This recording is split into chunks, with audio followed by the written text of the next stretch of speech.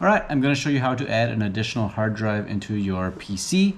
I've got a Lenovo Idea Centre computer, and I'm going to be adding a Seagate HDD hard drive, a SATA drive. So it looks like, it's really simple. Start off with, I'm going to pop off the cover. If you can't figure out how to open the cover, this probably isn't for you, but really simple. Got a screw here to turn off. Yours might be a little different, but it'll be similar probably. You might not even have to take out any screws. Pop that off. Slide this off. And now we got open. And then all we're gonna have to do, there's two ports in the hard drive that we're gonna be needing to add a plug to. So there's the big one here is the power, and then the smaller one is the SATA cable. So in the case of my computer, all the cables that I need are already in the case. The power cable will be coming from your power supply. So depending on your computer, you may need to remove your graphics card just to access everything. In my case, I don't need to. Pull this up, slide this out.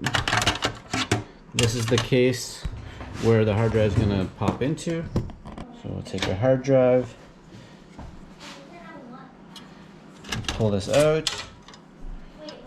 Now we're going to install this into here.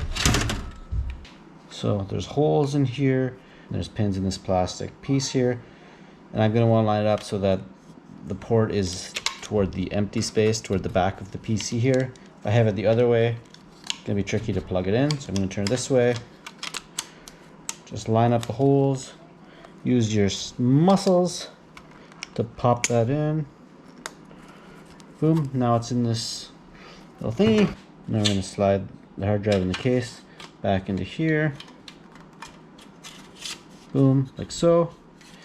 Now if we look in the case here, so if you follow the cords coming out of the power supply, hopefully you can find the power cord if you have any available that aren't being used.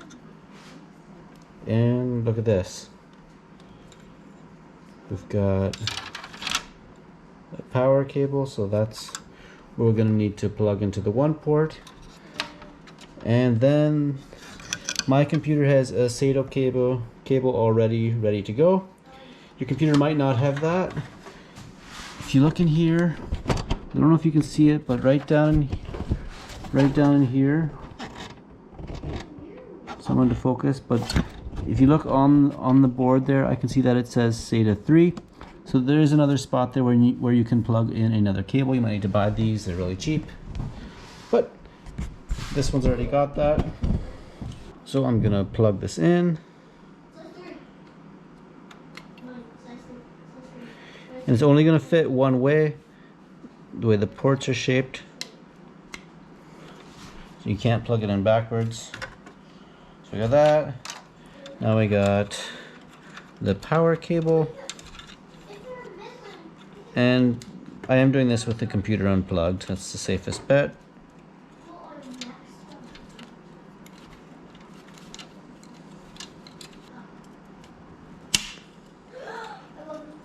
There we go. So we got both things plugged in. So that's pretty much it for the actual installation. There, so it's locked in place now.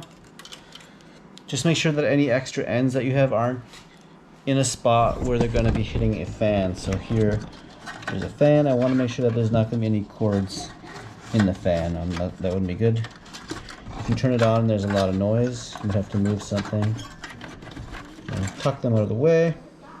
Not the best lighting here, but I did realize that my computer has clips here for the cables. So once I have the computer set up, route the cables back to the clips just to keep them out of the way. If you had to take the graphics card out, put that back in, close up the case, and then we will turn it on. So we got our computer back together and we just fired it up. Now at this point, if you look for your hard drive, you're not going to see it yet because it's not quite ready to go. So what you have to do is come down to your Windows icon here, right click on it, and you're going to go to Disk Management. And you're going to see this screen now. This will pop up. And we're just going to hit OK. And if you don't see that, don't worry about it. You'll see this.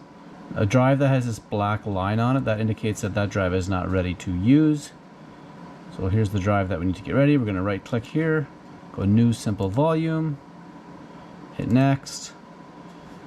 We're just going to leave the number that's here. It's basically the full space of the drive. So just go Next.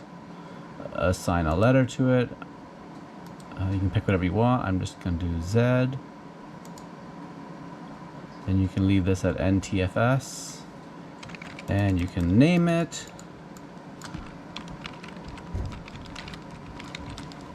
I'm just going to call mine Big Backup. You can leave the Perform a Quick Format selected. Hit Next. And finish. And boom. There it is. Drive's ready to go. And that's that. Good luck. Hope you enjoyed. Ciao. Toodles. Toodles. Toodles.